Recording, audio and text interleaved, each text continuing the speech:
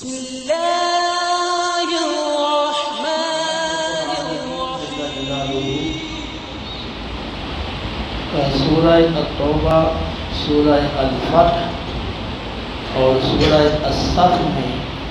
ارشاد ہے وَالَّذِي أَرْسَلَ رَسُولَهُ بِالْهُدَى وَدِينِ الْحَقِّ لِيُظْهِرَهُ عَلَى الدِّينِ كُلِّهِ۔ اللہ تعالی نے اپنے رسول مکرم صلی اللہ تعالی علیہ وسلم کو ہدایت اور دین حق دے کر اس لیے بھیجا تاکہ وہ آپ کے ذریعہ سے دین اسلام کو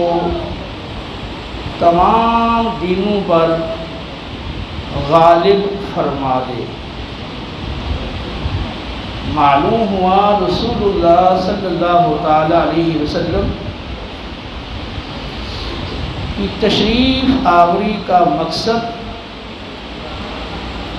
دین حق کو غالب فرمانا ہے۔ اللہ رب العالمین نے آپ کے ذریعہ سے دین حق کو غالب کرنے کے لیے کئی اسباب پیدا فرمائے۔ ان میں پہلا سبب اللہ رب العالمین نے عالم ارواح میں تمام انبیاء علیہم السلام سے آپ صلی اللہ علیہ وسلم پر ایمان لانے اور دین حق کے غلبے کے سلسلے میں آپ کی بھرپور مدد کرنے کا پختہ اور پکا عہد اور وعدہ لیا۔ لَتُؤْمِنُنَّ بِهِ وَلَتَنْصُرُنَّهُ۔ سارے انبیاء علیہ السلام کو اللہ رب العالمین نے یہ تاکیدی حکم دیا کہ جب میرا آخری پیغمبر تشریف لے آئے تو تم ضرور بضرور ان پر ایمان لاؤ گے اور دین کے غلبے کی خاطر ان کی بھرپور مدد کرو گے۔ اور یہ پھر عہد صرف انبیاء سے ہی نہیں بلکہ اس عہد کو پورا کرنے کا مطالبہ ہر انسان ہر فرد سے ہے۔ اللہ رب العالمین نے جب انبیاء علیہ السلام کی بعثت کا سلسلہ شروع کیا اور انبیاء علیہ السلام پر کتابوں کے نزول کا سلسلہ شروع کیا تو اللہ رب العالمین نے کتابوں کے اندر بھی پچھلی کتابوں کے اندر بھی آپ صلی اللہ علیہ وسلم کا ذکر خیر، آپ کی شان و عظمت کا تذکرہ، آپ کی جائے ولادت اور جائے ہجرت اور آپ کے اوصاف حسنہ اور اخلاق کریمانہ اور آپ سے متعلقہ دیگر امور کا تذکرہ فرمایا۔ اور ان انبیاء علیہ السلام کی زبان کے ذریعے اور نازل کی گئی کتابوں کے ذریعے ان قوموں کو آپ صلی اللہ تعالی علیہ وسلم کی آمد سے متعلق اور آپ کے اوصاف سے متعلق انہیں تعارف کروایا۔ مقصد یہ تھا کہ وہ لوگ آپ صلی اللہ تعالی علیہ وسلم کی شان و عظمت اور آپ سے متعلقہ اوصاف حسنہ کو کتابوں میں پڑھ کر نبیوں سے سن کر پہلے سے آپ کے بارے میں وہ جانتے ہوں تاکہ یوں ہی آپ تشریف لائیں اور اعلان نبوت کریں تو وہ ان بیان کی گئی علامتوں کے ذریعے فوری آپ کو پہچان لیں اور فوری آپ پر ایمان لا کر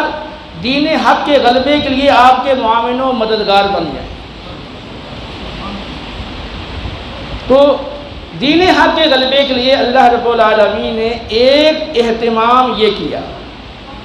کہ انبیاء سے عالم ارواح میں پختہ وعدہ لیا گیا، پھر جو کتابیں نازل کی گئیں ان میں آپ کا ذکر خیر کر کے آپ پر ایمان لانے اور دین حق کے غلبے کے سلسلے میں آپ کا معاون و مددگار بننے کی بھرپور ترغیب اور تاکید فرمائی گئی۔ اور دوسرا یہ کہ آپ صلی اللہ تعالیٰ علیہ وسلم کے ولادت کے قریبی زمانہ میں اور پھر ولادت کے وقت اور پھر اعلان نبوت سے پہلے تک وقتاً فوقتاً عجائب و غرائب کا ظہور ہوتا رہا۔ معجزہ وہ ایک عجیب و غریب امر ہوتا ہے، ایک خلاف عادت امر ہوتا ہے جو اعلان نبوت کے بعد نبی سے صادر ہوتا ہے، اور جو اعلان نبوت سے پہلے اس قسم کا کوئی عجیب و غریب واقعہ ظاہر ہو اس کو ارہاس کہا جاتا ہے۔ تو رسول اللہ صلی اللہ علیہ وسلم سے اعلان نبوت سے قبل کئی ارہاسات صادر ہوئے۔ دارمی شریف کی روایت میں ہے کہ آپ کی جب ولادت قریب تھی تو آپ کی والدہ مائدہ نے ایک خواب دیکھا کہ ایک نور چمکا جس سے انہوں نے شام کے محلات کو دیکھ لیا۔ اس طرح حضرت علی کرم اللہ تعالیٰ وجہہ کی روایت ہے ترمذی میں کہ میں نبی کریم علیہ السلام کے ساتھ جب مکہ کے باہر گردنواں کے علاقے میں جایا کرتا تو نبی کریم علیہ السلام جب کسی پہاڑ کے پاس سے گزرتے وہ عرض کرتا السلام علیکہ یا رسول اللہ، اور جب کسی درخت کے پاس سے آپ گزر فرماتے تو وہ بھی عرض کرتا السلام علیکہ یا رسول اللہ۔ صحیح مسلم کی روایت ہے نبی کریم صلی اللہ علیہ وسلم نے فرمایا میں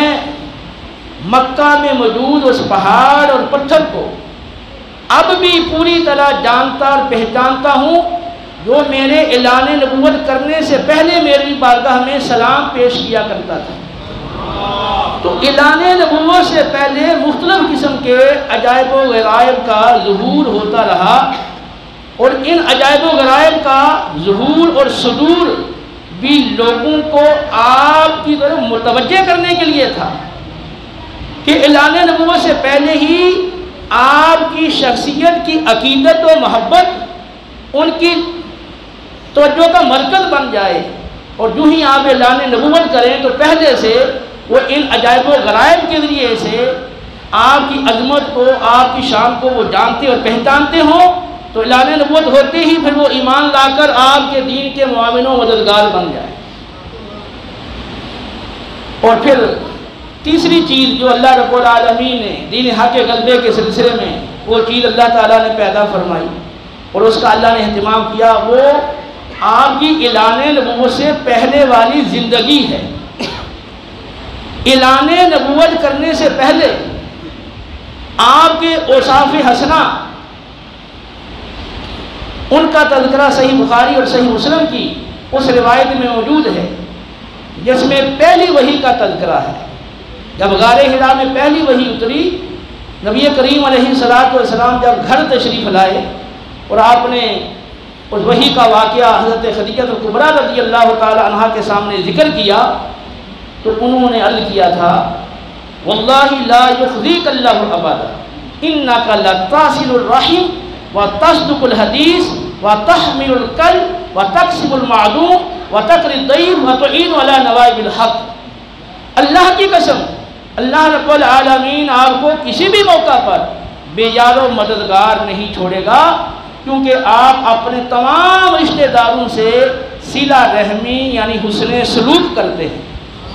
آپ ہمیشہ بات سچی کرتے ہیں، بے آسرا لوگوں کا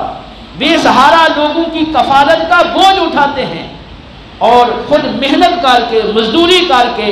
مال کما کر آپ مستحقین کی مدد کرتے ہیں، مہمانوں کی مہمان نوازی کرتے ہیں، اور جو لوگوں کو حوادث پیش آ جائیں ان حوادث میں آپ لوگوں کی مدد کرتے ہیں۔ اعلان نبوت سے پہلے آپ کی ذات مبارکہ میں اوصاف حسنہ، یہ اوصاف حسنہ موجود تھے، اور ابو داؤد کی روایت ہے کہ ایک شخص نے آپ کو کہا کہ آپ یہاں ٹھہریں، میں ابھی آتا ہوں۔ آپ نے اسے وعدہ کر لیا اور وہ شخص بھول گیا۔ جب تیسرے دن وہ وہاں سے گزرا تو آپ صلی اللہ علیہ وسلم وہاں تشریف فرما تھے، اور پھر آپ نے صرف اتنا ہی کہا کہ تو نے مجھے مشقت میں ڈال دیا۔ کس طرح کمال درجہ وعدے کی پاسداری اور اپنے تمام رشتہ داروں کے ساتھ اعلیٰ درجے کا حسن سلوک، بے آسرا اور محتاج لوگوں کی کفالت کا بوجھ اٹھانا، اور خود محنت کر کے، مزدوری کر کے، کمائی کر کے ان کی مدد کرنا، مہمانوں کی مہمان نوازی کرنا، اور حوادث میں لوگوں کی مدد کرنا، لوگوں کے غم میں شریک ہونا، ان کا ہمدرد ہونا، یہ اعلیٰ درجہ کے اوصاف آپ کی ذات میں باکمال موجود تھے۔ اور جہاں تک آپ کی صدق اور امانت داری کا تعلق ہے، وہ تو دشمن بھی اقرار کرتے تھے اور آپ کو صادق اور امین کے لقب سے پکارتے تھے۔ نبی کریم صلی اللہ علیہ وسلم نے جب اعلان نبوت کیا، کفار مکہ کی طرف سے مخالفت ہوئی، تو اللہ رب العالمین نے آپ کو حکم دیا کہ اے حبیب آپ ان کے سامنے اعلان نبوت سے پہلے والی زندگی پیش کریں، اور سورہ یونس میں موجود ہے، آپ نے انہیں کہا کہ لو شاء اللہ ما تلوتہ علیکم،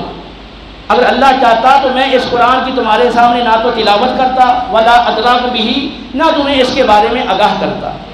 فقد لبثت فیکم عمرا من قبلہ افلا تعقلون، میں